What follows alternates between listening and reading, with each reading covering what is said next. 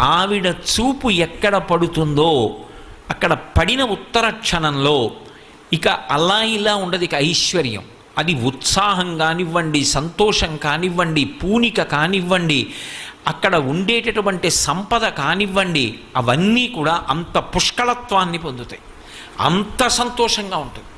అందుకే ఆవిడ చూపులలోంచే అంతటి అనుగ్రహ ప్రసరణం చేసింది. అందుకే ఐశ్వర్యం ఎక్కడి నుంచి ఇస్తుంది అంటే ఆమె యొక్క చేతిలోంచి ఇస్తుంది అని చెప్పడం సాధ్యం కాదు.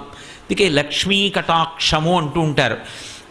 ఆవిడ చూపు పడితే చాలు, ఒక్కసారి అలా ప్రసన్నంగా చూసిందా, ఇక అక్కడ ఎంత ఐశ్వర్యం ఏర్పడుతుంది అనేటటువంటి దాని గురించి చెప్పడం ఎవరికీ సాధ్యం కాదు. అయితే మీరు ఒక్క విషయం జ్ఞాపకం పెట్టుకోవాలి, నేను ఐశ్వర్యము ఐశ్వర్యము ఐశ్వర్యము అన్న మాట వాడుతున్నప్పుడు కేవలము నేను సంపద గురించి మాట్లాడుతున్నాను అని మీరు